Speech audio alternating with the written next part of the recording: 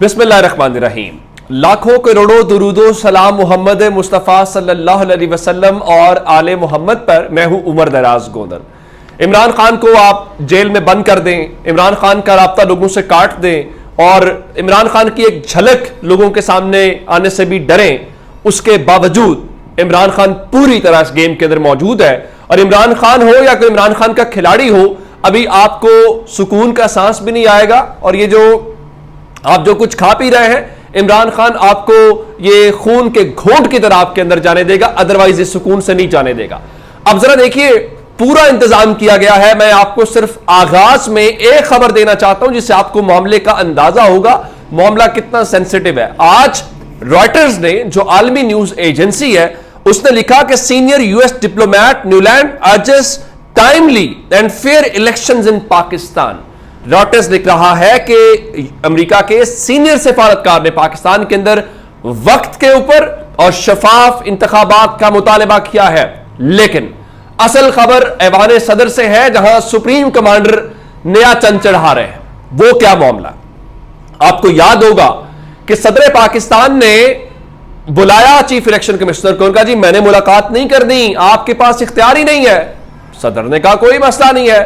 सदर ने, अब हुआ क्या कि इन्होंने खत लिखा, सदर ने वजारत कानून को, और कहा कि जरा ये इलेक्शन कमीशन वाले कह रहे हैं इस तरह से बात, तो आप बताएं कि क्या सदर के पास इलेक्शन की तारीख देने का ऐलान है या इलेक्शन कमीशन के पास? तो जाहिर है इलेक्शन कमीशन भी तो उन्हीं के इशारों के ऊपर है जो निगरान लाए हैं, और वजारत कानून की क्या मजाल है। तो उन्होंने सदर को लिख भेजा कि सदर साहब, इलेक्शन की तारीख देने का इख्तियार आपके पास नहीं है। उनका जी इलेक्शन की जो नई तरमीम इलेक्शन एक्ट के अंदर की गई है, उसके तहत इलेक्शन की तारीख देने की जो मजाज अथॉरिटी है वो इलेक्शन कमीशन है। अच्छा, मजे की बात क्या है, इलेक्शन कमीशन तारीख देगा ही नहीं मजाज अथॉरिटी होने के बावजूद। उनकी क्या मजाल है उधर से हुक्म आए बिना वो इलेक्शन जो की तरफ चले जाएं।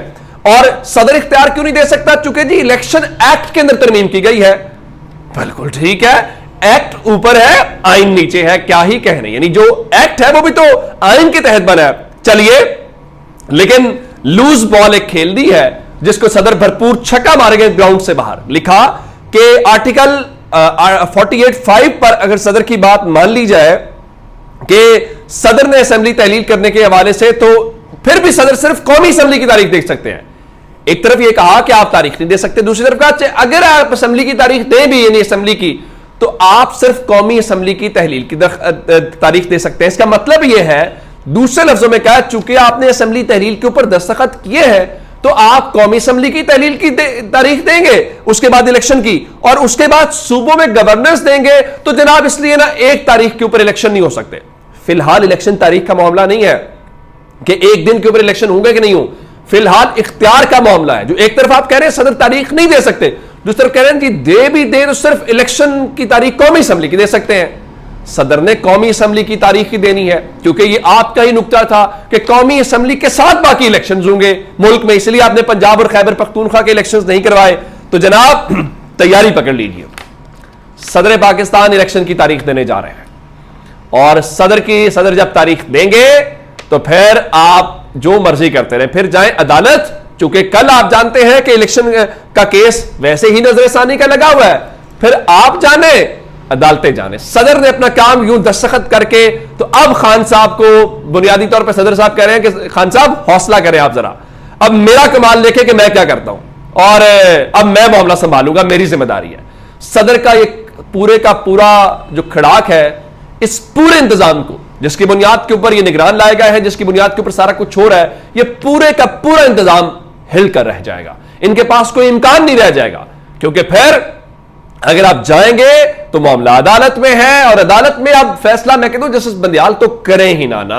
अब सिर्फ और सिर्फ जस्टिस बंदियाल जो है वो ये जस्टिस काजी फायज ईसा और बाकी जजेस के ऊपर छोड़ दें, ताकि तारीख में लिखा जाए कि 90 रोज से पहली बार जब पाकिस्तान के आम इंतखाबात आगे गए तो उसका कौन जिम्मेदार था, वो कौन से हमारे मोतबर जय्यद जज साहिबान थे। अब जरा एक जानिब यह है, दूसरा नायब तरामीम केस है, और एक तो चीफ जस्टिस ने कहा कि बताएं जनाब किन किन ने इससे फायदा लिया।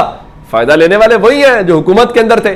तो कल उसको उन्होंने एक बार फिर दरखास्त कल तक जो है चली गई है, और जरा इमरान खान का अंदाजा लगा लीजिए। इमरान खान तो जेल में डटे हुए हैं। उन्होंने आज अपनी बहन अलीमा खान के जरिए पैगाम भेजा है कि मैं हर चीज बर्दाश्त कर लूंगा, और उन्होंने कौम को पैगाम भेजा है कि ये मुझे जितनी देर जेल में रखना चाहते हैं, ये मुझे जेल में रख लें, लेकिन मैं इनके सामने झुकूंगा नहीं। उसके साथ उन्होंने एक और मुतालबा किया और क्या, साइफर को पब्लिक कर दे, कौम फैसला कर ले। फिर उन्होंने बताया है ये जो सारा साइफर वाला किया जा रहा है किन शख्सियात को बचाने के लिए किया जा रहा है, और ये बहुत इंपॉर्टेंट बात है और इससे आपको अंदाजा होगा कि सूरत हाल क्या है। दूसरी तरफ जरा अंदाजा लगाइए कि जस्टिस आमिर फारूक साहब जो है उन्होंने अदालत को फौरन बुला लिया है, और इमरान खान के मुतालिक मैंने आपको बताया था कि उन्होंने जज की अहलियत को भी चैलेंज किया, और ये जो अटक के अंदर उनका ट्रायल किया जा रहा है इस चीज को भी उन्होंने चैलेंज किया है। तो इस दरखास्त को जस्टिस आमिर फारूक साहब ने फौरी समाअत के लिए मुकर्रर करते हुए कल इसके ऊपर वो समाअत करेंगे। बहुत अच्छी बात है, समाअत होनी चाहिए, बर वक्त होनी चाहिए। पहले भी तो काफी ज्यादा लटकाया, काफी चीजें हुई, लेकिन उम्मीद है कि अब चीजें टाइमली हो जाएंगी या होनी चाहिए। अगली बात सुन लीजिए। इमरान खान तो पहले ही मैं आपको कहता रहा हूं कि चले इमरान खान को फिलहाल एक साइड पर रख देते हैं, चिराग सबके बुझेंगे, हवा किसी की नहीं है। और मैं कहता था आपको कि असेंबली तहलील होने के बाद एस्टैब्लिशमेंट एक डिफरेंट एस्टैब्लिशमेंट होगी। ये जो पीडीएम के लोग हैं डिफरेंट होंगे। आज हम क्यों वाले कह रहे हैं हम भी एहतजाज करने आ रहे हैं अवामी मसला, भाई आपकी वजह से तो अवाम का भट्टा बैठा है। ये पीपल्स पार्टी, नून लीग, ये सारे लोगों ने तो वो सेनेटर इरफान सिद्दीकी की जबानी कि आपने देग में से बोटियां आप ही ने तो खाई हैं, वो बोटियां खाते खाते कौन का आपने धुआं निकाल दिया। अब जरदारी को जी मुल्क छोड़ने का मशवरा दे दिया गया। क्यों दे दिया गया है बता देता हूं आपको। मैंने आपको एक खबर दी थी कि कोई इनके नाम स्टॉप लिस्ट में डाले गए हैं पीपल्स पार्टी वालों के। तो जनाब पीपल्स पार्टी के 5 दर्जन से जायद यानी 60 से जायद लोग हैं जिनके नाम इस वक्त स्टॉप लिस्ट के अंदर डाल दिए गए हैं, यानी मुल्क से बाहर नहीं जा सकते। तो अब वो जो जमीन गर्म होने की धमकियां तहरीक इंसाफ को दी जाती थी उनके ऊपर तो है। जैसे आज भी हलीम आदिल शेख को गिरफ्तार कर लिया गया, तहरीक इंसाफ सिंध के वो सदर हैं, काफी दिनों से रिपोर्ट थे, फिर वही जी 9 मई वाले वाकयात हैं। तो आज वो सिंध हाई कोर्ट में आए और सिंध हाई कोर्ट से जैसे ही निकले तो उनको गिरफ्तार कर लिया गया। तो चले उनके लिए तो ये मामला चलते आ रहे हैं और चलते रहेंगे, लेकिन अब पीपल्स पार्टी की लगता है कि चीजें हैं और जरदारी का जहाज इसीलिए उड़ान भरने के लिए तैयार है। उनको कहा गया कि आप जनाब यहां से चले जाएं, अदरवाइज आप यहां से रहेंगे तो गिरफ्तारी तो हो सकती है, चीजें बाकी भी हो सकती हैं।